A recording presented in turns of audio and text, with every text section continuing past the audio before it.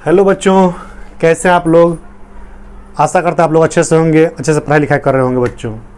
तो बच्चों, आज मैं आप लोगों को पढ़ाऊंगा 3 अंकों का जोड़, क्योंकि मैं 1 अंक का पढ़ा चुका हूं, 2 अंक वाला भी आप लोगों को दिखा चुका हूं, पढ़ा चुका हूं।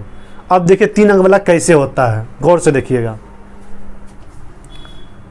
मान लीजिए ये 2 है, ये 3 है और ये 4 है।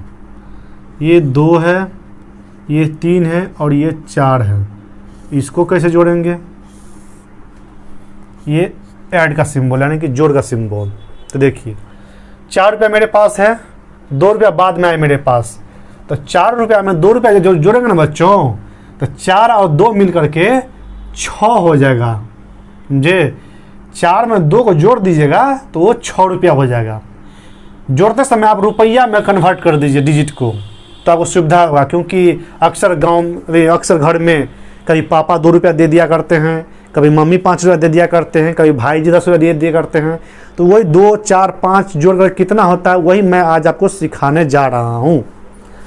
तो ये कितना है? 3 है, ये भी 3 है, यानी 3 रुपया और 3 रुपया मिल करके कितने हो जाएंगे बच्चों? 6 रुपया। 6 रुपया हो गए। इधर देखिए, ऊपर 2 रुपया और नीचे 4 रुपया, यानी 2 रुपया मेरे पास पहले से था और 4 रुपया बाद में आ गए, तो कितने हो गए?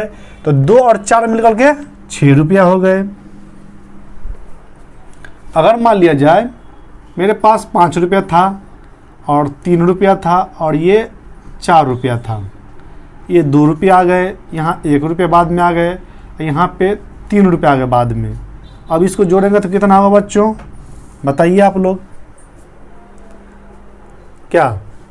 तो देखिए 4 रुपया मेरे पास था, 3 रुपया बाद में आ गया, तो 4 में 3 को जोड़ेंगे तो कितना हो जाएगा बच्चों? 4 रुपया मेरे पास पहले से था, तो 4 रुपया था, बाद में 3 रुपया आ गए, तो 4 हो गया और 3 को देखिए 4 के बाद क्या होता है? 5, 6, 7, यानी 7 रुपये हो गए। 3 रुपया मेरे पास पहले से था और बाद में आ गए 1 रुपया, तो 3 रुपया में 1 रुपया अगर जुट गया तो वो 4 रुपया हो जाएगा। 5 रुपया मेरे पास पहले से था, 2 रुपया बाद में आ गए बच्चों, तो कितना हो गया? तो 5 रुपया और 2 रुपया 7 रुपया हो गए।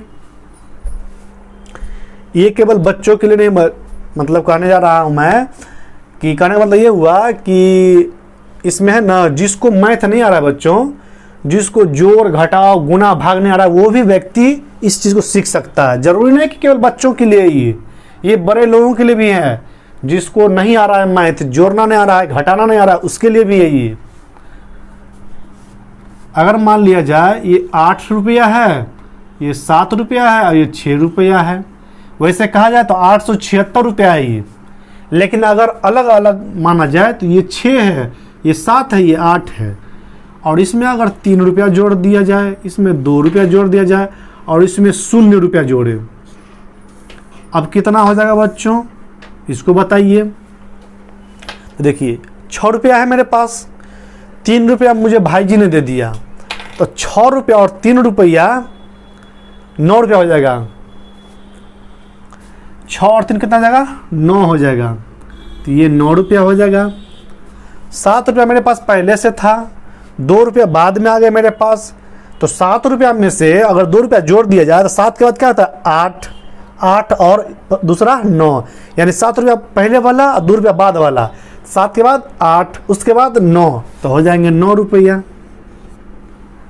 अब देखिए 8 रुपया मेरे पास पहले से था, जीरो का मतलब क्या? बाद में किसी ने मुझे कुछ नहीं दिया, 1 रुपया भी नहीं दिया, तो जितना था पॉकेट में उतना ही बच गया, यानी 8 रुपया। क्या मान लिया जाए कि ये 2 रुपया है, ये 5 रुपया है और ये 3 रुपया है, और किसी ने मुझे दे दिए 4 रुपया, ये दिया 2 रुपया और ये दिया 1 रुपया। अब कितना होगा? इसको बताइए बच्चों। थोड़ा टेढ़ा हो रहा होगा, कोई दिक्कत नहीं है।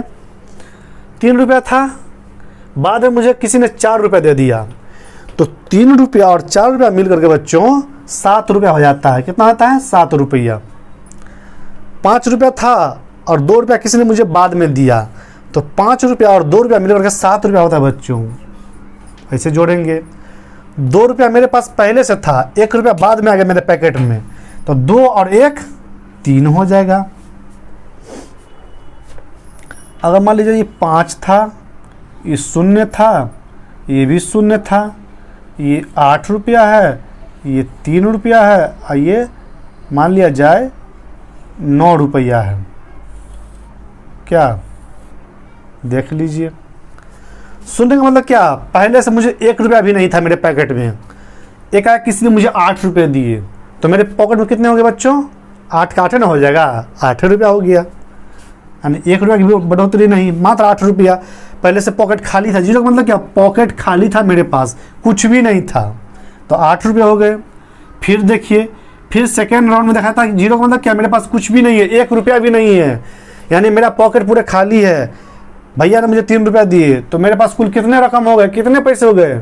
वही 3 रुपया। एक्स्ट्रा कहाँ से आएगा मेरे पास? वही 3 रुपया।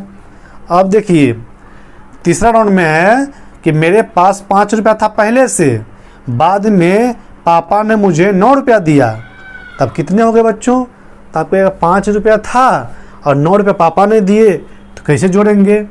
तो देखिए 5 रुपया इधर, 4 रुपया का नाम, 5 इधर 4 इधर, तो ये 5 और 4 9 है, ऑलरेडी 9 मालूम है मुझे, यानी 9 मालूम है हमको, केवल 5 को जोड़ना है, तो 9 में 5 को जोड़ दीजिए, 9 इधर हो गया साइड से, 9 1 10 11 12 13 14, कुल 14 रुपया होगा मेरे पास, तो 14 लिख दीजिए।